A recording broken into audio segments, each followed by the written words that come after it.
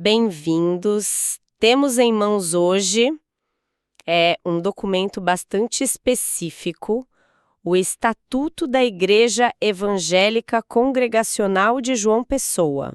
Isso mesmo. Na essência, o livro de regras, né, que molda toda a vida dessa organização religiosa. Desde, a identidade, as crenças, até a gestão do dia a dia mesmo. Exatamente. Funciona quase como uma planta baixa, sabe? Revela a arquitetura legal, teológica, administrativa dessa igreja em particular. E ela segue o modelo congregacional. Certo. A ideia é explorar os cantos e recantos desse documento para entender a dinâmica interna dela. Nossa missão aqui é essa: extrair os pontos mais relevantes, talvez até aqueles detalhes que nos fazem pensar, interessante. Tipo, como essa igreja se vê. Quem manda ali dentro? Isso, quem tem voz ativa, como o dinheiro é administrado. Vamos investigar juntos. Ok, então, vamos começar a desvendar isso. Vamos lá. Para começar, a identidade básica. Estamos falando da Igreja Evangélica Congregacional de João Pessoa, fundada lá em 1989, né? Isso, 1989, e registrada legalmente, claro. O estatuto diz que é por tempo indeterminado. E como ela se define? Qual a natureza dela? Bom, a definição que ela dá de si mesma é crucial. É uma organização religiosa, sem fins lucrativos, Ok. e reconhece Jesus Cristo como a autoridade máxima, o único chefe. A base de tudo, claro, é a Bíblia Sagrada. Certo. E tem alguma doutrina específica que eles seguem além da Bíblia? Tem sim. Para guiar a interpretação e a doutrina, eles adotam um resumo bem conhecido no meio congregacional. São os 28 artigos da breve exposição das doutrinas fundamentais do cristianismo. Ah, já ouvi falar. É um padrão usado pela União das Igrejas Evangélicas Congregacionais do Brasil, a UIECB. Isso alinha a igreja local com a denominação nacional, né? Entendi. E, claro, além disso, tem este estatuto que estamos vendo e um regimento interno para complementar as regras do dia a dia. E o nome já entrega, né? Regime congregacional.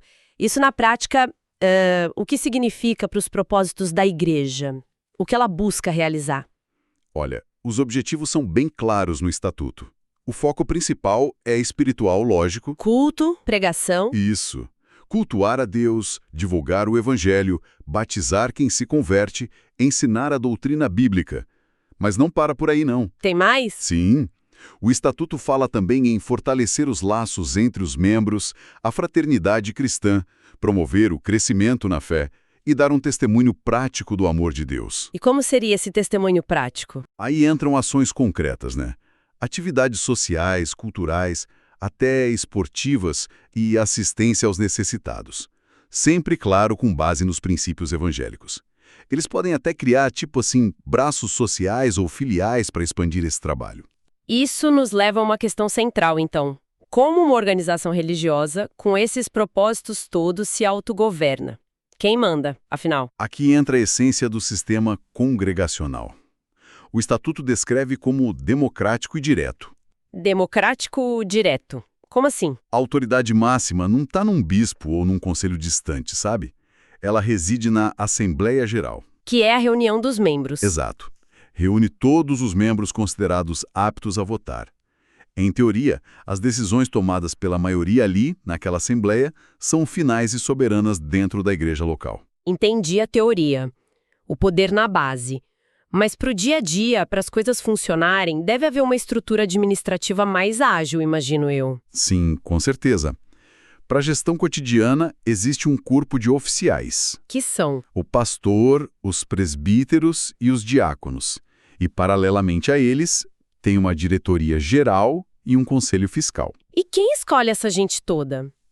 Todos eles são eleitos pela própria Assembleia Geral.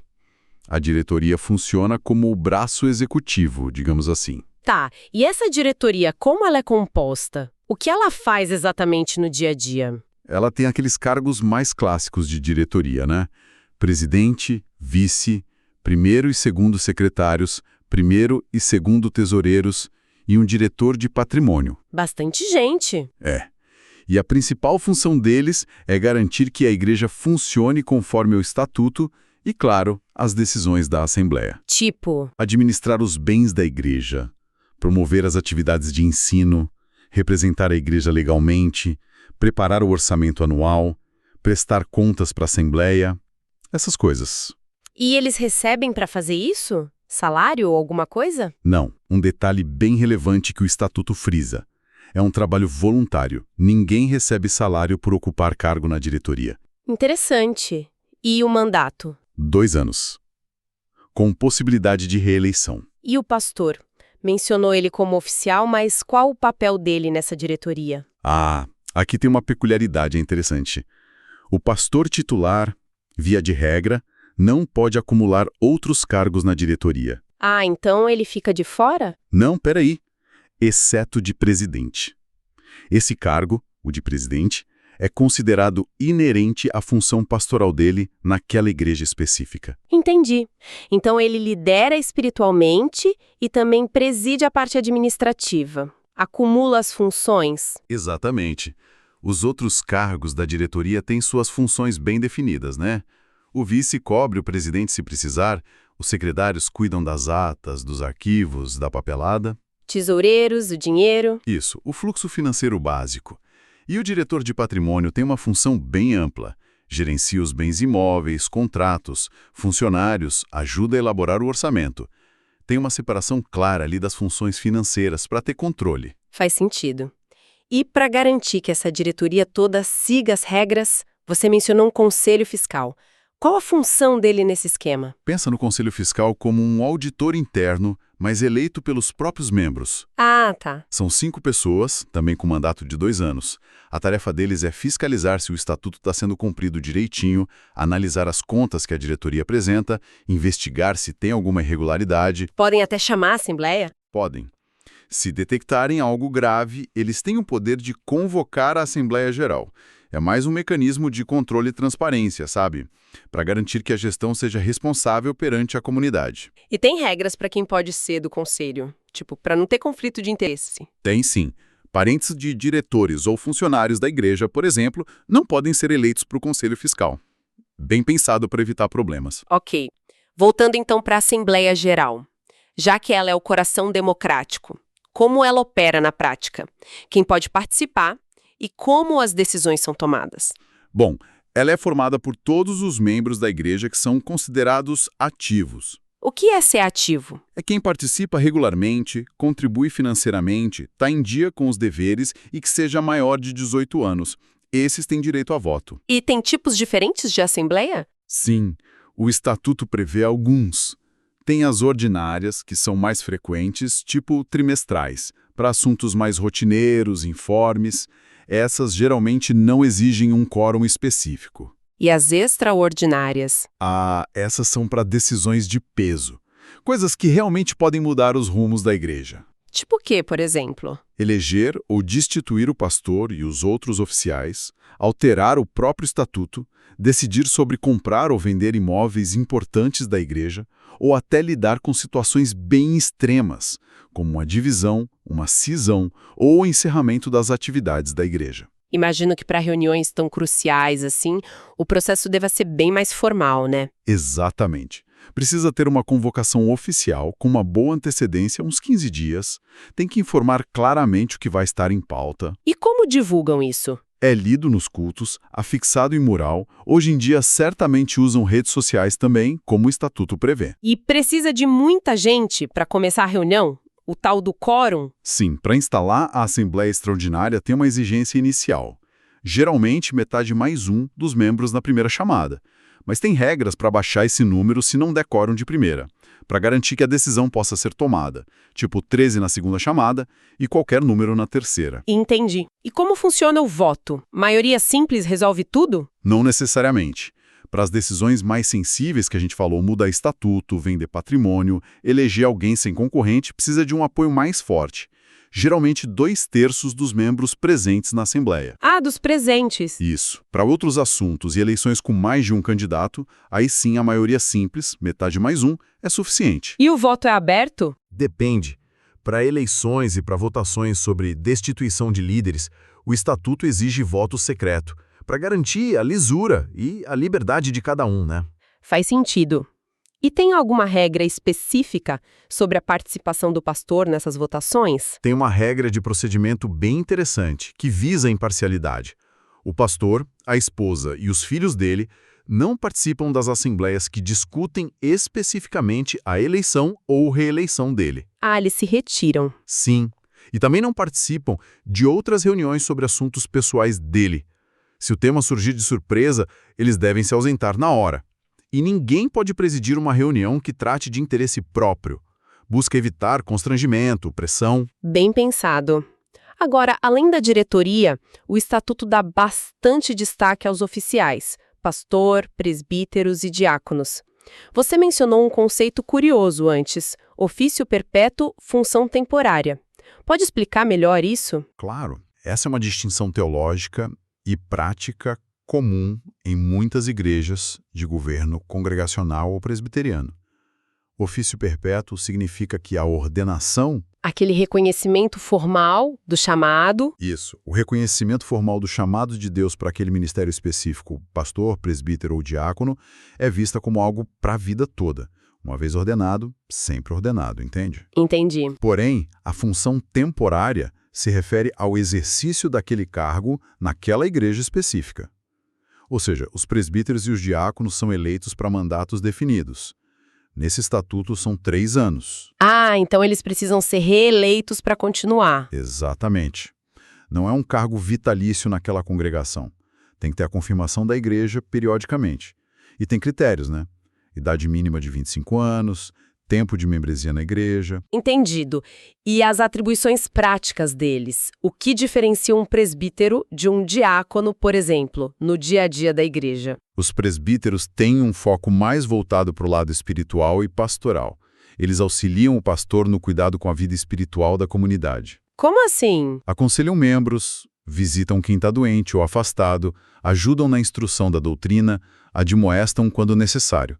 São tipo guardiões do bem-estar espiritual da igreja, sabe? Uhum. E os diáconos? Já os diáconos têm uma atuação mais direcionada para as necessidades práticas e materiais da comunidade e do culto. A parte social, talvez. Também, mas não só. Eles administram as ofertas que são destinadas para ajuda social, o estatuto chama de caixa diaconal. Cuidam de pessoas em necessidade, como órfãos e viúvas, que é um princípio bíblico clássico. Ajudam na organização dos cultos, na recepção, na distribuição da ceia. São as mãos que servem na comunidade de forma bem prática. Certo. E o pastor, que também preside a diretoria? Como o estatuto trata a questão do sustento dele? Você falou que os cargos da diretoria são voluntários. Esse é um ponto que o estatuto detalha bastante, até para evitar ambiguidades. Ele define o pastor como um obreiro voluntário, sem vínculo empregatício. O que significa isso na prática? Que ele não tem direitos trabalhistas. Exatamente. Essa definição o excluiria de direitos como o FGTS, férias remuneradas no modelo CLT, essas coisas. No entanto, o Estatuto reconhece logo em seguida a necessidade de sustento para quem se dedica integralmente ao ministério. Ah, então tem uma compensação. Sim, a igreja concede a ele o que eles chamam de prebenda pastoral. É um valor mensal para a manutenção dele e da família. Além disso, tem uma oferta especial anual, tipo 1, 13º, e um período de descanso anual, 30 dias a cada 11 meses, que também é remunerado pela prebenda. Então é um equilíbrio meio delicado, né? Voluntário, mas com suporte financeiro definido. É uma forma de equilibrar o conceito teológico de ministério como vocação voluntária com a realidade prática da necessidade de sustento. Ele não recebe salário pela função de presidente da diretoria, mas recebe esse suporte pela função pastoral. E os deveres dele como pastor, além de presidir reuniões? São bem amplos. Vão desde celebrar os atos litúrgicos, batismo, ceia do Senhor, realizar casamentos, claro, pregar e ensinar a palavra, até aconselhar famílias, visitar membros, ser um modelo de conduta cristã e, como vimos, presidir os órgãos da igreja. E o estatuto prevê como ele pode deixar de ser pastor daquela igreja. Sim, é bem claro quanto a isso. Pode ser por renúncia dele mesmo, por problemas doutrinários ou morais graves que sejam comprovados, por desvio das finalidades da igreja ou se houver algum impedimento vindo da denominação maior, ao IECB. Ok, falamos da estrutura, liderança, regras, mas quem exatamente pode fazer parte dessa comunidade? Como alguém se torna membro? Basicamente, tem algumas portas de entrada. A principal é a pessoa fazer a profissão de fé publicamente e ser batizada ali mesmo na igreja. Geralmente a partir dos 12 anos, segundo o Estatuto. E quem já é membro de outra igreja? Pode vir por transferência, se for de outra igreja evangélica de fé e prática compatíveis.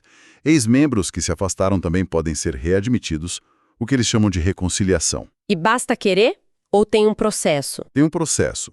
Independentemente do caminho batismo, transferência, reconciliação ou aceitação final como membro, depende sempre de uma aprovação da Assembleia Geral, depois de uma avaliação e parecer dos oficiais, pastor, presbíteros. Entendi. E tem detalhes. Menores de 18 precisam de autorização dos pais. Quem vem de outra denominação diferente faz um curso preparatório antes. E uma vez dentro, o que se espera de um membro? Quais são os direitos e deveres que o Estatuto coloca? Os direitos são aqueles esperados numa organização assim. Participar das decisões, votar e ser votado, se estiver ativo e qualificado, ter acesso a informações sobre a gestão da igreja, relatórios financeiros, por exemplo, receber apoio espiritual, pastoral e, importante, ter direito de defesa se for acusado de alguma falta. E os deveres? Os deveres envolvem manter uma conduta que a igreja considera adequada aos princípios bíblicos, participar da vida da igreja, cultos, estudos, assembleias, desempenhar as funções que lhe forem confiadas, contribuir financeiramente. O Estatuto fala em dízimos e ofertas? Fala assim, menciona dízimos e ofertas como forma de contribuição, e também zelar pelo bom nome da igreja e, claro, cumprir o Estatuto e as decisões da Assembleia. Notei que você falou membro ativo. O Estatuto diferencia os membros? Tem níveis ou categorias? Sim. Há uma classificação para fins práticos e também disciplinares. Tem os membros ativos, que são aqueles que estão participando plenamente, em comunhão e têm todos os direitos e deveres. E os outros? Tem os inativos. Esses podem ser pessoas que estão sob alguma medida disciplinar temporária ou que simplesmente se afastaram por mais de 12 meses sem dar justificativa. Os inativos perdem temporariamente o direito de votar e ser votado. Para voltar a ser ativo, precisa voltar a frequentar por um período, tipo 90 dias. E tem quem sai de vez. Sim, são os desligados. São aqueles que não fazem mais parte do hall de membros. Pode ser porque a pessoa pediu para sair, ou foi transferida para outra igreja, ou simplesmente abandonou a comunhão por muito tempo. Ou, no caso mais drástico, foi excluída por disciplina. Falando em disciplina, o Estatuto parece ter regras bem rígidas para ser membro ativo, né? Vi uma lista lá. E vícios em drogas ou álcool, práticas sexuais consideradas ilícitas pela doutrina da igreja, basicamente, sexo fora do casamento heterossexual, envolvimento comprovado com crimes ou viver em união homoafetiva. E quem está numa dessas situações não pode nem frequentar a igreja? Pode frequentar. O Estatuto prevê que pessoas nessas condições podem ser aceitas como congregadas. Elas participam de algumas atividades, recebem assistência espiritual, mas não têm os direitos plenos de membro, como votar, ser eleito para cargos de liderança, essas coisas. É uma distinção importante. Isso parece bastante restritivo, de fato. Como a igreja lida com situações que talvez sejam mais cinzentas? Por exemplo, casais que vivem juntos há anos, mas não são casados no papel, união estável. Olha, é interessante que o Estatuto abre uma seção bem específica para isso. Ele diz que casais heterossexuais que vivem em união estável há mais de 5 anos podem ser aceitos como membros ativos. Ah, podem, mesmo sem casar? Podem ser aceitos, mas com um porém. A igreja se compromete a ajudá-los e orientá-los a converter essa união estável em casamento civil. Sugere uma tentativa de equilibrar a norma doutrinária, que valoriza o casamento formal, com uma abordagem pastoral para uma realidade social que é muito comum hoje em dia. Entendi. E quando as regras não são seguidas? Essa parte da disciplina, como funciona? O Estatuto detalha bastante, sim. Deixa claro que todos, liderança, membros, até os congregados, estão sujeitos a medidas disciplinares se agirem contra o que a Igreja considera os princípios bíblicos ou os bons costumes, ou se desrespeitarem as regras e decisões da comunidade. Até por não contribuir financeiramente? Sim, o Estatuto menciona que deixar de contribuir financeiramente por mais de 3 meses, sem uma justificativa aceitável, também pode levar a um processo disciplinar. E que tipo de medidas disciplinares são essas? Varia a gravidade? Sim, há uma gradação bem clara. Pode começar com uma coisa mais leve, uma censura verbal ou por escrito feita em particular pelos líderes, pastor ou oficiais. E se for mais grave? Aí pode evoluir para uma suspensão temporária de cargos ou da participação em certas atividades, como a ceia.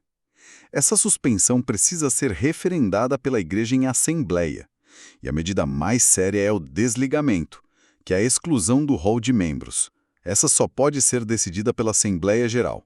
E a pessoa pode se defender? Sim, o Estatuto garante isso. Para sanções mais graves, como suspensão e desligamento, geralmente se instaura um processo interno, uma sindicância disciplinar, onde o acusado tem o direito de apresentar sua defesa antes da decisão final. E quais são as faltas consideradas mais graves que podem levar a isso? O Estatuto lista vários: desacato à liderança, tentar causar divisão na igreja, má administração de bens da igreja, adultério, práticas sexuais consideradas ilícitas, união homoafetiva, crimes comprovados, uso de drogas, ensinar doutrinas diferentes das que a igreja adota. Até falar de assuntos internos para fora. Sim, divulgar assuntos internos que deveriam ser confidenciais sem autorização também pode gerar uma sindicância. Eles levam a sério a questão da unidade e da ordem interna. E tem alguma forma da pessoa se antecipar a isso? Curiosamente, sim, existe a figura da autodisciplina. É quando o próprio membro reconhece que cometeu uma falta grave e pede voluntariamente o seu desligamento. Talvez seja uma forma de evitar uma exposição maior ou um processo mais desgastante. Entendi. Saindo um pouco dessa parte mais administrativa e disciplinar, que é bem detalhada mesmo, o que mais acontece na igreja? Quais atividades o Estatuto prevê além do culto principal de domingo? O Estatuto organiza as atividades em duas frentes: o serviço interno e o serviço externo. O interno imagino que seja o que acontece lá dentro do templo. Exatamente. Inclui os cultos regulares, a celebração dos sacramentos, batismo e ceia, eventos comemorativos, festas da igreja e toda a parte educacional, como a escola dominical, estudos bíblicos e também ações sociais e culturais feitas dentro da estrutura da igreja e seus departamentos, como grupos de jovens, de mulheres, etc. E o serviço externo? É o trabalho de evangelização e ação social fora das paredes do templo. Coisas como cultos ao ar livre, evangelismo pessoal, cultos nos lares, uso de programas de rádio ou mídia e projetos sociais direcionados para a comunidade local, fora da igreja. Vi que há regras bem específicas sobre casamentos, o que chama a atenção ali. Chama mesmo. A igreja realiza cerimônias matrimoniais, sim, mas estabelece condições bem claras. Quais? Primeiro, exige o casamento civil prévio, ou então aquela modalidade de união religiosa com efeito civil. Segundo, os noivos precisam estar em comunhão com a igreja. E se não estiverem? Se tiveram relações antes, por exemplo? O Estatuto menciona que relações pré-conjugais não impedem automaticamente o casamento na igreja, se o casal buscou restauração e está em ordem com a igreja. Também precisam passar por um curso de noivos obrigatório. E tem até regra para roupa? Tem. Uma menção sobre trajes condizentes com a decência e a sobriedade cristã. E festas fora da igreja são responsabilidade total dos noivos. E tem casamentos que a igreja se recusa a fazer. Sim. O Estatuto traz proibições explícitas que refletem posições doutrinárias bem firmes da denominação. Como quais? Não realizam casamento entre um membro da igreja e uma pessoa de outra fé ou sem fé, o chamado julgo desigual. Também não casam pessoas divorciadas. Nenhuma exceção? Salvo raras exceções bíblicas, geralmente adultério ou abandono pelo cônjuge incrédulo, que precisam ser analisadas e reconhecidas pela Assembleia Geral caso a caso. E, claro, não realizam casamentos entre pessoas do mesmo sexo. E se o casal não se encaixa nessas regras, mas quer uma bênção? Se as condições para a cerimônia tradicional não são consideradas ideais pela igreja, o estatuto sugere que pode ser oferecido um culto em ação de graças pela vida do casal, mas não a cerimônia de casamento com a bênção matrimonial completa. É uma alternativa pastoral. Entendi. E sobre o fim da vida, funerais? E como se organizam os diferentes grupos internos, tipo jovens, mulheres? Cerimônias fúnebres são realizadas se a família pedir, claro, e o templo pode ser usado para velórios de membros ou congregados. Quanto aos grupos internos, a igreja se organiza em departamentos, geralmente por idade ou interesse, como o departamento infantil, de jovens, de senhoras, de homens, e também ministérios, que são focados em tarefas específicas, como o Ministério de Louvor, de Ação Social, de Ensino, de Missões. E quem lidera esses grupos? A liderança desses departamentos e ministérios é escolhida ou nomeada internamente, mas sempre precisa do aval final da diretoria ou da Assembleia Geral, dependendo do caso. E a igreja pode ter filiais? Pode sim. O Estatuto prevê a possibilidade de estabelecer congregações, que são igrejas menores, ligadas à igreja-mãe, ou pontos de pregação em outros bairros ou cidades, mas elas funcionam sempre sob a supervisão e orientação da igreja-sede. Chegando já ao final do estatuto, encontramos as disposições gerais. Muitas delas parecem ser sobre finanças e responsabilidade, né? O que é importante destacar ali? Exato. Primeiro, uma delimitação bem clara de responsabilidade.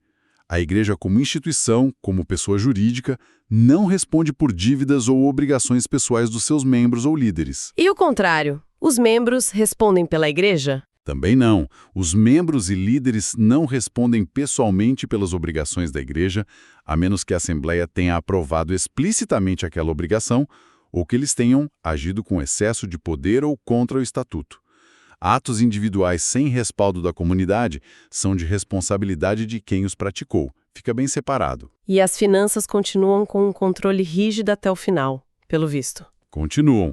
Há proibições bem diretas. Nada de usar a conta bancária da igreja para conceder empréstimos pessoais, nem para fazer troca de cheques de terceiros, nem para pagar dívidas particulares de membros ou líderes. E a ajuda aos necessitados? Tem que vir daquele fundo específico, a caixa diaconal, que é abastecida por ofertas direcionadas para isso. Não pode sair do caixa geral da igreja para qualquer um. E a igreja não ajuda com aluguel, fiança? Não, o estatuto proíbe a igreja de assumir contratos de locação ou fiança para membros ou obreiros. Cada um é responsável por sua moradia. E tem aquela regra orçamentária interessante que você mencionou. Sim, sobre o limite de gastos com o sustento dos obreiros. O estatuto diz que o total gasto com prebendas e auxílios para todos os obreiros, pastores, missionários sustentados pela igreja, etc., não deve comprometer mais de 2/3 das receitas mensais regulares da igreja. É um teto de gastos, então. Para quê? Para garantir que sobre dinheiro para as outras atividades da igreja, né? Evangelismo, manutenção do prédio, ação social, material de ensino, evita que a estrutura de pessoal sufoque as outras áreas. E reforça de novo o voluntariado. Se mais uma vez diz que ninguém é remunerado por cargos eletivos, diretoria, conselho, ou por funções exercidas voluntariamente. A exceção são os funcionários contratados pela CLT se houver. Secretária, zelador. Voluntários podem receber ajuda de custo para despesas, mas só se for aprovado pela Assembleia. E claro, sem fins lucrativos, nada de distribuir lucros ou patrimônio para os membros. Exatamente. Todo recurso é reinvestido nas finalidades da própria igreja. O estatuto pensa até em cenários mais drásticos, né? Conflitos que ameacem dividir a igreja ou se ela diminuir muito de tamanho. Pensa assim. Se surgir um conflito interno muito grave, com risco real de divisão, cisão, o Estatuto orienta que a liderança regional da denominação, da UISB, deve ser chamada para tentar mediar e resolver a situação. E se não resolver? Se a divisão acontecer mesmo assim, aí a regra é clara. O patrimônio da igreja, imóveis, contas bancárias, etc., fica com o grupo que permanecer fiel à doutrina e às normas da UISB. É uma forma de proteger a identidade denominacional. E se a igreja for encolhendo, até ficar muito pequena? Se a igreja tiver menos de 15 membros ativos por um período, o Estatuto diz que ela deve ser considerada uma congregação, ligada a outra igreja maior da região, ou então ser extinta mesmo. E o patrimônio, nesse caso? Depois de pagar todas as dívidas, o patrimônio que sobrar é revertido para a igreja que deu origem àquela, se for o caso, ou para outra igreja congregacional da região, ou, em último caso, para próprio IECB.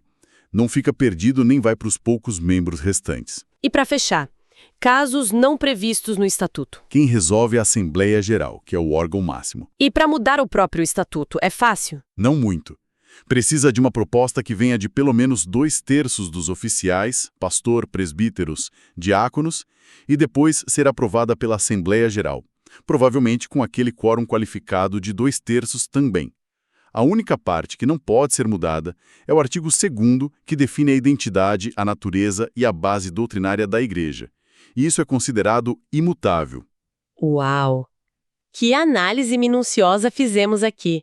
Fica muito evidente que este estatuto é uma tentativa de criar um verdadeiro manual de operações, né? Extremamente detalhado para a vida da igreja. Com certeza. Cobre desde a teologia fundamental lá no começo até como proceder em caso de quase dissolução.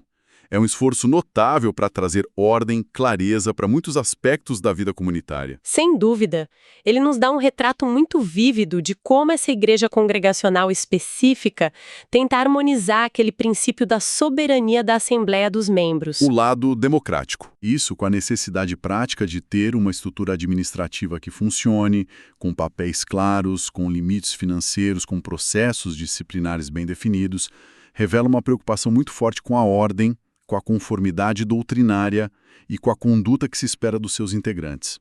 Então, o que a gente tira disso tudo? Para quem olha de fora, talvez mostre a complexidade, o nível de formalidade que pode existir dentro de uma comunidade religiosa, né? Não é só chegar e participar. Exato, e para quem está dentro, para quem participa dessa igreja, esse estatuto oferece um mapa muito claro, um guia de direitos, deveres, expectativas e de como as decisões são, ou pelo menos deveriam ser, tomadas ali dentro. Certo. E sabe, isso me deixa com uma questão para a gente pensar. Como será que a existência de um documento tão prescritivo, tão detalhado, tão cheio de regras e procedimentos, como será que isso impacta a dinâmica real? O dia a dia, as relações humanas, até a espontaneidade da fé naquela comunidade específica. Será que esse nível todo de detalhamento realmente ajuda a prevenir conflitos e a promover a unidade? Ou será que ele corre o risco, em certas situações, de acabar engessando um pouco a vida da igreja, tornando as coisas talvez mais burocráticas do que relacionais? Fica a reflexão, né? Um excelente ponto para a gente ficar pensando, sem dúvida. Com essa provocação, então, a gente encerra essa nossa exploração do Estatuto da Igreja Evangélica Congregacional de João Pessoa. Foi uma análise profunda. Foi sim. Esperamos que tenha sido uma jornada esclarecedora pelos corredores desse documento tão particular. Até a próxima.